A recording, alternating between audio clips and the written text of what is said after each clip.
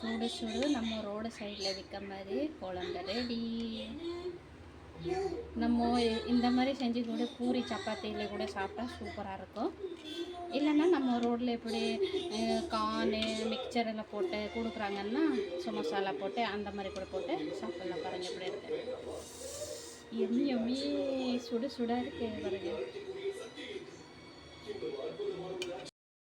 இன்றைக்கி கடையில் விற்ற மாதிரி சுண்டல் செய்யலாம் ஃப்ரெண்ட்ஸ்.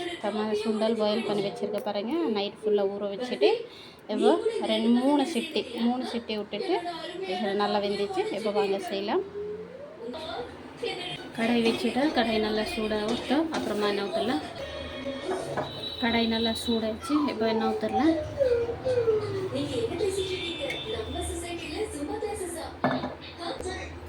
நல்லா சூடாயிடுச்சு. இப்போ இது பொட்டை ஒன்று போட்டுடலாம். பொட்டை நல்லா இதாகிடுச்சு. வெங்காயம்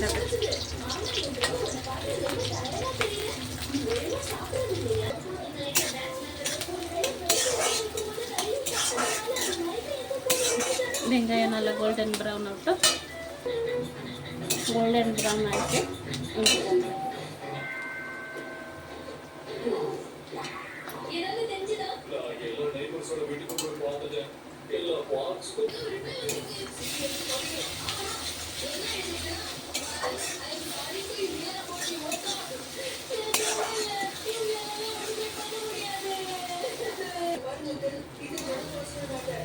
நல்லா இஞ்சி பூண்டு பேஸ்ட் வதக்கிச்சு. இப்போ கொஞ்சம் மஞ்சத்தூள் போட்டுலாம். 1/4 டீஸ்பூன் மஞ்சத்தூள் போட்டுட்டு மிக்ஸ் பண்ணி விடலாம். இப்போ தக்காளி போட்டுடலாம்.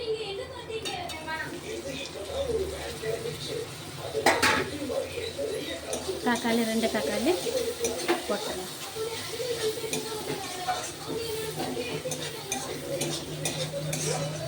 தக்காளி போட்ட உடனே உப்பு வந்துடும். உப்பு போட்டால் சீக்கிரமாக தக்காளி வெந்துடும்.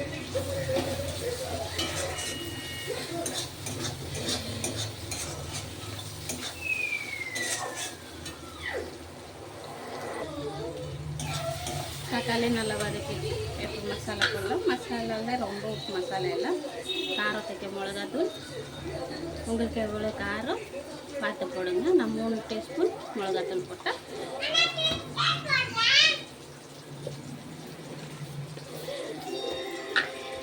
அப்புறமா 4 டீஸ்பூன் ஜீரகம், 1/2 டீஸ்பூன் ஜீரகம். அப்புறமா சிக்கன்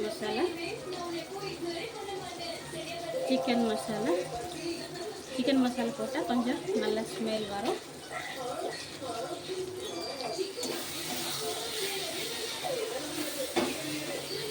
போட்டுட்டு நல்லா மிக்ஸ் பண்ணி விடலாம்.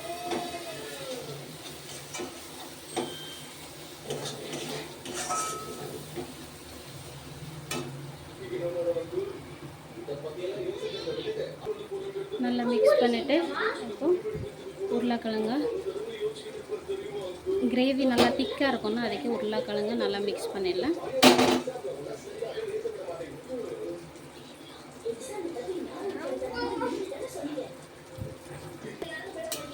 நல்லா மிக்ஸ் பண்ணி விடலாம். நல்லா மிக்ஸ் பண்ணிவிட்டு கொஞ்சமாக தண்ணி ஊற்றிக்கலாம். மசாலா நல்லா ஃப்ரை ஆகிடும்.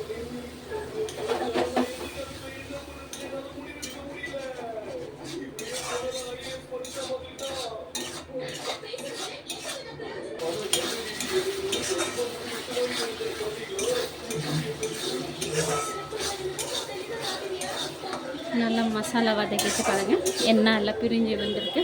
இந்த ஸ்டேஜில் நம்ம வேக வச்சுருக்கோம் சுண்டல் போட்டலாம். சுண்டல் போட்டுட்டு கொஞ்சம் நேரம் நல்லா மிக்ஸ் பண்ணிடலாம். மூடி வச்சுட்டு கொஞ்சம் நேரம் அதை வதக்கி விடலாம். அப்போ தான் மசாலா எல்லாம் பட்டாணி உள்ளே போகும். நல்லா மிக்ஸ் ஆகிடுச்சு. இப்போ நம்ம கிரேவி எவ்வளோ அதுக்கு தண்ணி ஊற்றலாம்.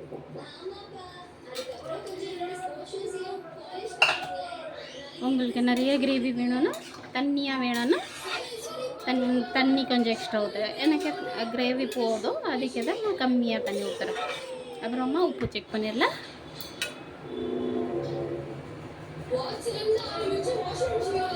உப்பு எல்லாம் கரெக்டாக இருக்குது. இப்போ மூடி வச்சு கொதிக்க விடலாம். நல்லா கொதி வந்துச்சு பாருங்க. அப்புறம் எண்ணெய் எல்லாம் பிரிஞ்சு வந்திருக்கு பாருங்க.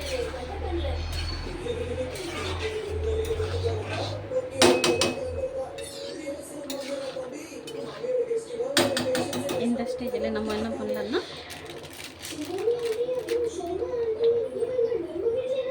கரம் மசாலா போட்டுலாம்.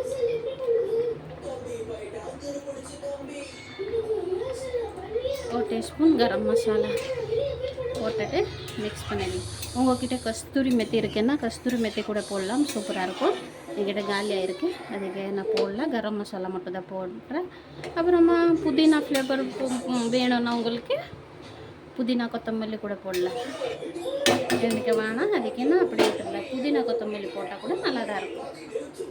கொஞ்சம் நேரம் மூடி வச்சு 2 மினிட்ஸ் ஃபைனலாக நம்ம ரெடி ஆகிட்டோம். சுண்டல் பாருங்கள். நீங்கள் உருளைக்கிழங்கு ஃபுல்லாக மெசேஞ்சு கூட போடலாம். நான் இப்போ பெருசாக வச்சுருக்கேன், ஏன்னா இப்போ இன்னும் கேட்கும் உருளைக்கிழங்கு, அதுக்கு நான் பெருசாக வச்சுருக்கேன். பாருங்கள், சூப்பராக இருக்கா? டேஸ்ட்டு கூட பயங்கரமாக இருக்கும் ஃப்ரெண்ட்ஸ். கண்டிப்பாக ஒரு வாட்டி ட்ரை பண்ணுங்கள். இந்த 5 மினிட்ஸ்க்கு அப்புறமா நான் காட்டுறேன் பாருங்கள் எப்படி இருக்கு. ஸோ கலர்ஃபுல் பாருங்க. சுடு சுடு நம்ம ரோடு சைடில் விற்க மாதிரி குழம்பு ரெடி. நம்ம இந்த மாதிரி செஞ்சு கூட பூரி சப்பாத்தியில் கூட சாப்பிட்டா சூப்பராக இருக்கும்.